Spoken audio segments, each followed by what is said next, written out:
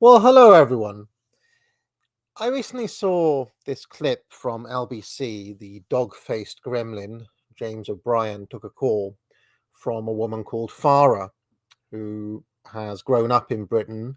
She, I think, is from a Pakistani background. And it actually threw up some interesting questions that I don't think people talk about enough. I've called this video, "Is integration really better than multiculturalism for society?" And the reason I've called it that is because among the Tory boys, the centre-right types, there's this kind of assumption that the thing that we should really be aiming for is a common culture that, yes, okay, whether you want to reduce immigration or not, there are a lot of people here already, so the reasoning goes. And the problem really is not that they're from a different background, whether ethnically, uh, you know, it doesn't matter if they're a foreigner, basically. What matters is that they're not integrated. That's the argument that we get. That's the stated position of practically everybody on the centre right, and it's also the position of people who really focus on Islam a lot as well, like somebody like Tommy Robinson, for example, has that as their position. Now, perhaps controversially, I have I have the opposite view. I think that multiculturalism is actually uh, perhaps better than this notion of integration. And I think this clip is going to help illustrate why.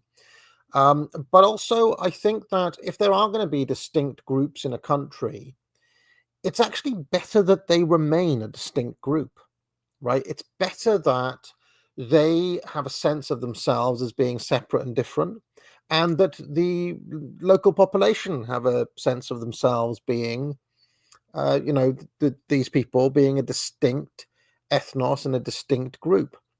That is actually what multiculturalism means. It is, I mean, I've been working on this Foundations of Shakespeare course, and one of the plays I'm covering is Othello. Well, one of the things that has always struck me about Shakespeare and his treatment of race in Othello is that he sets the play in Venice. And of course, he has another play set in Venice where there's also a character who's different, Shylock. Now, Shylock in The Merchant of Venice has a dream of multiculturalism. That is, he doesn't he's prepared to abide by the laws of Venice, um, you know, uh, to the letter of the law, etc., so long as they allow him to carry out his business, which is in money lending. But all his friends are Jewish in The Merchant of Venice, and he's pretty proud of that. He's like, well, I don't want to be hanging out with the local Venetians. They're not my people, right? I don't want to become a Christian. I want to stick to my own. That's Shylock's attitude in The Merchant of Venice. And it becomes a plot point because his daughter, Jessica, gets involved with one of the local youths. And Shylock is like, no, I don't want my daughter going out with one of them, essentially. I'm going to stick to my Jewish quarters with my Jewish friends. I'll do business with these people, but we're separate. That is Shylock's attitude in The Merchant of Venice. Now, I'll come back to that in a second, but Othello, who is a Moor, which means that he's probably from North Africa, quite a lot of debates as to what specific race he is, but frankly, it doesn't matter. The thing that matters in Othello is that Othello is different. He looks different from everybody else. He is ethnically different from the local Venetians. And he has exactly the same set of challenges that Shylock has in Venice, the other play that Shakespeare sets there. Only Othello doesn't have this dream of multiculturalism like Shylock does. Othello has this dream of becoming a Venetian, of having a Venetian wife, Desdemona, of, he leads their armies. And he believes that as long as he can be the best military man possible, he will be accepted into Venetian society, Venetian high society, even. Othello has the dream of becoming, a man of Venice, a kind of cosmopolitan, if you want. He even converts, I believe, even though he's a Moor.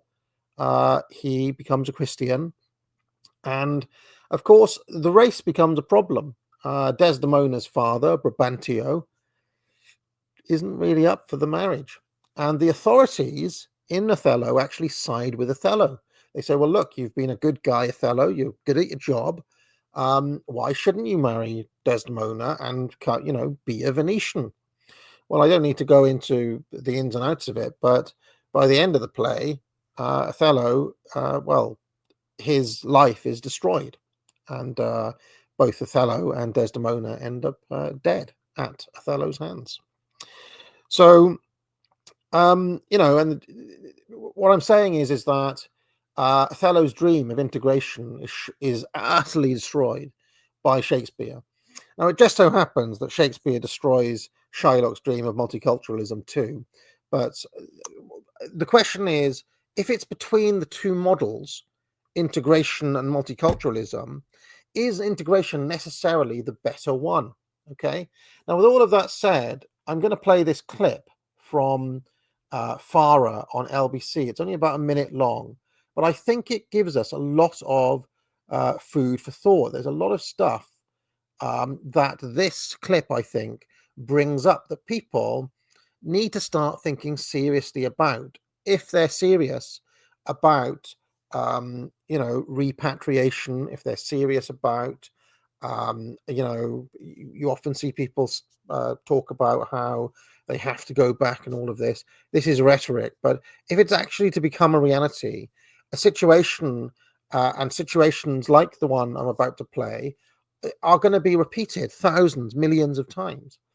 And let's just watch the clip a second, and then I'll come back to some thoughts about it.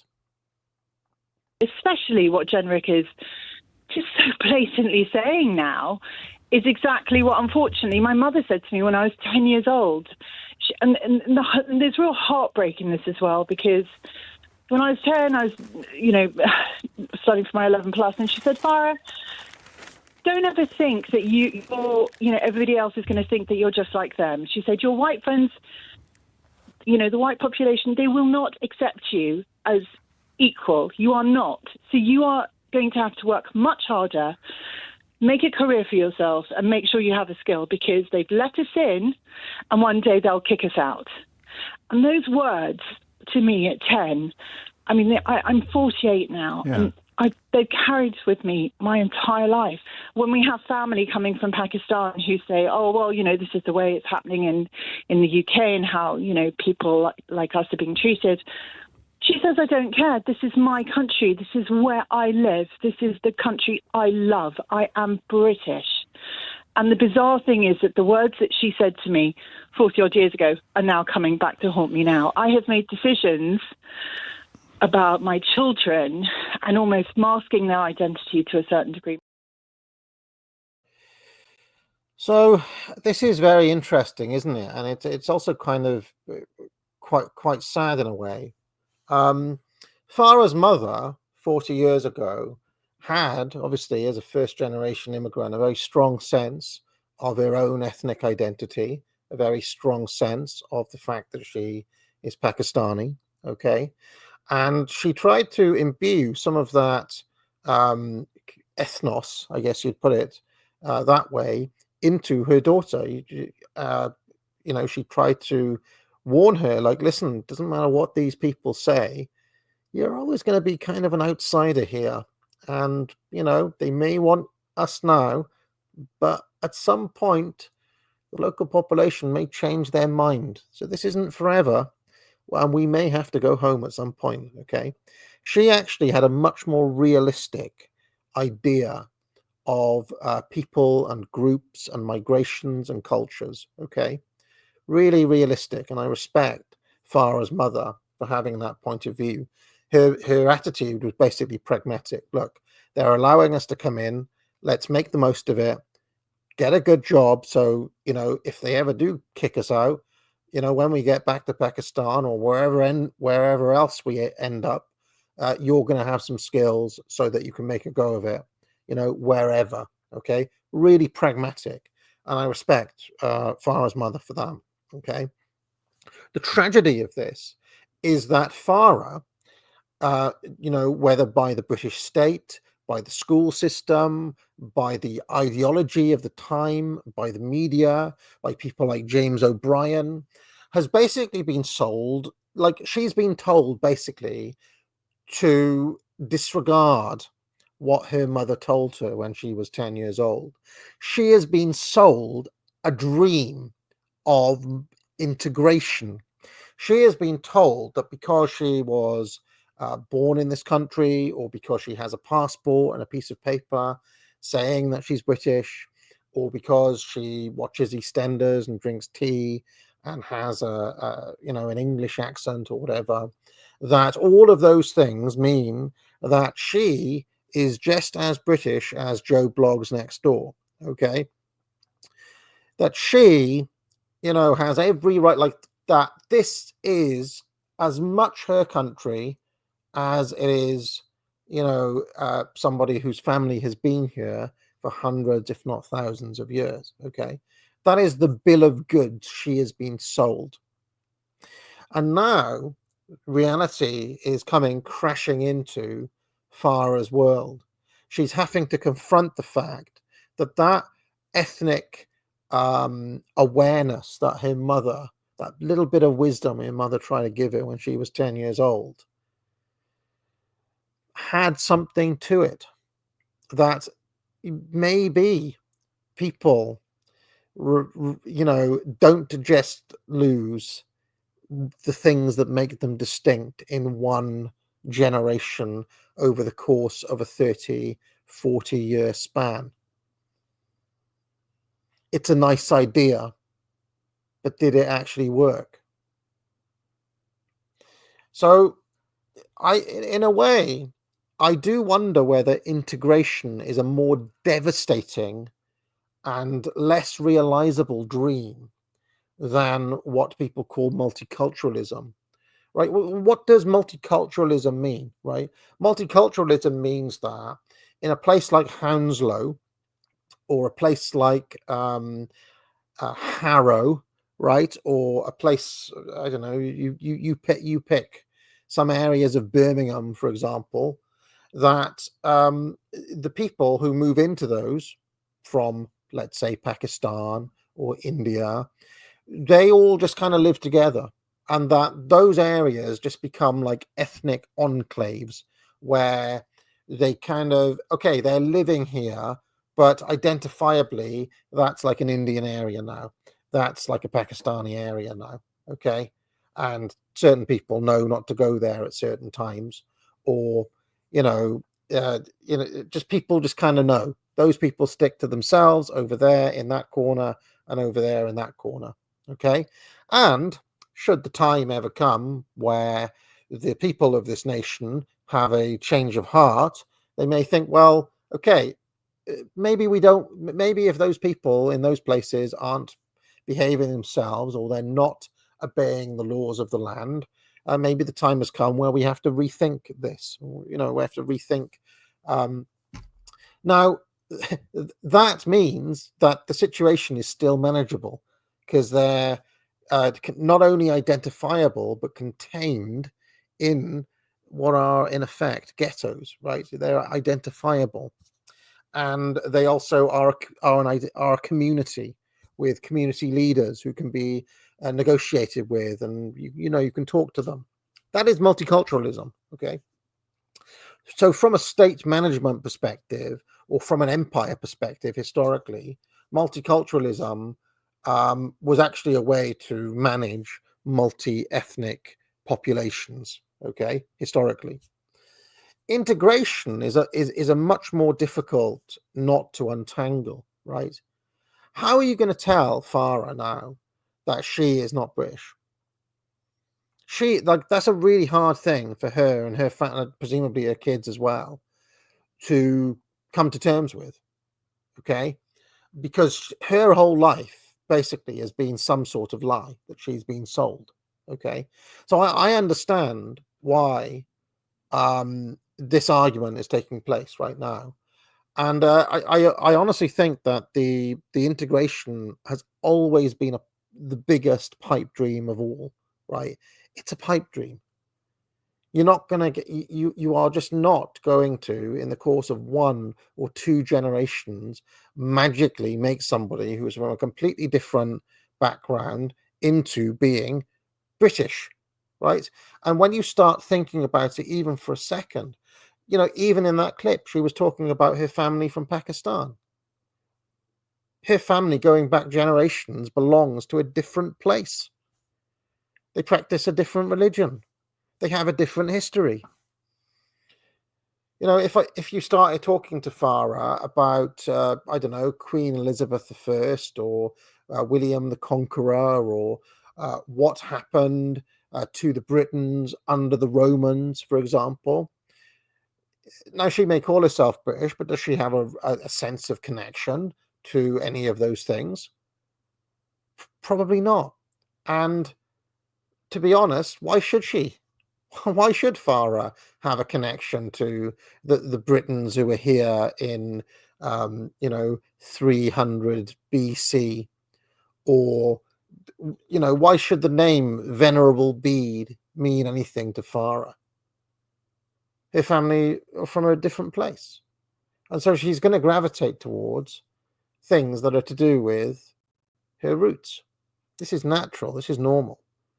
But she has been, the point I'm making is that Farah, in a way, has been brainwashed by the British state and by the ideological apparatus that has been around us our entire lives. She has been told something that's just never going to be true.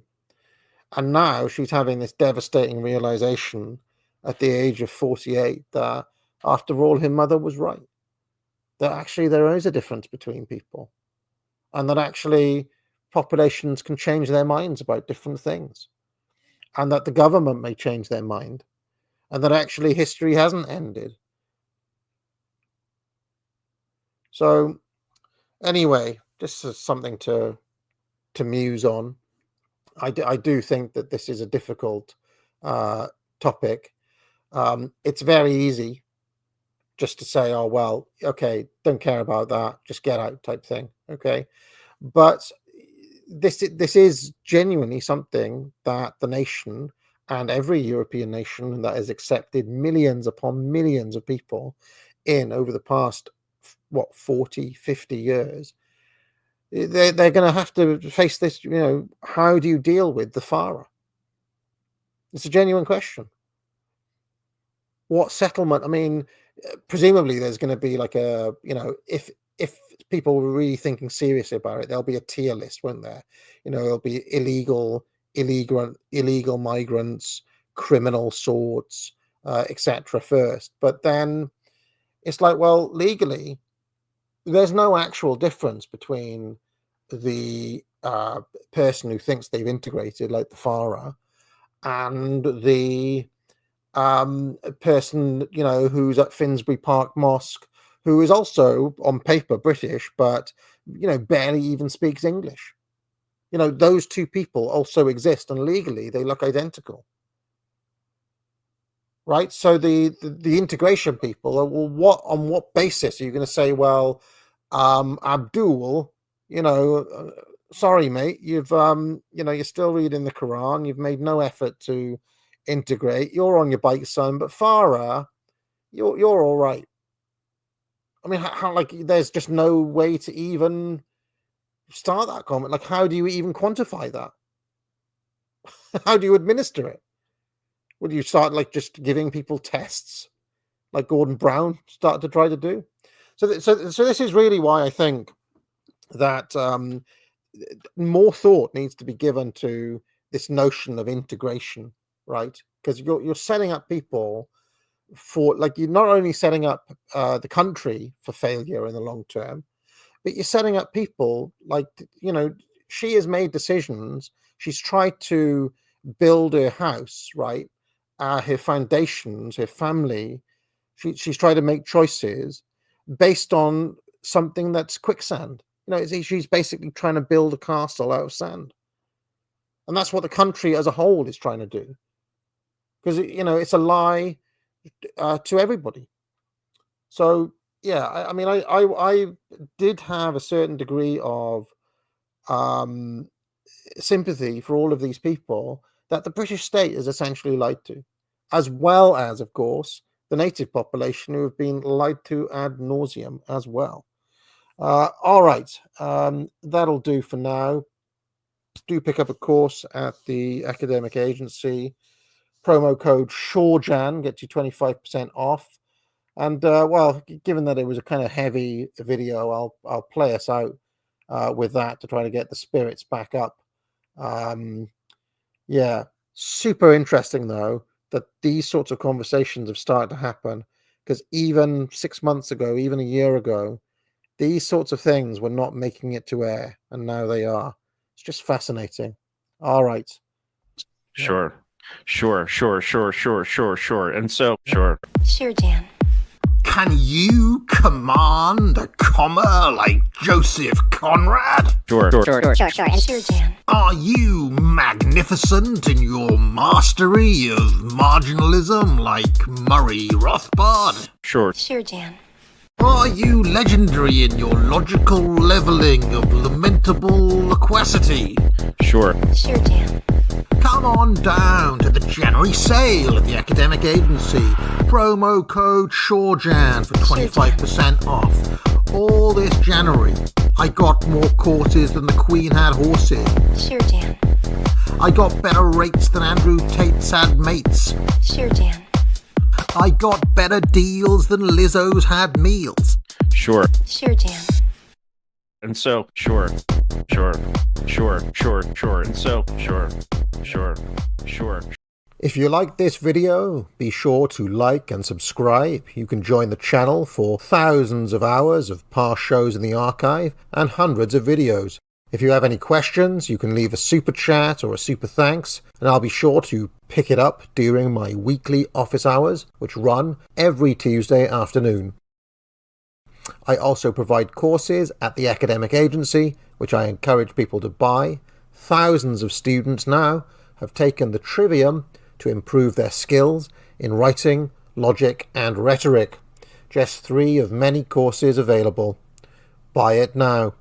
But most importantly of all, friends, get out.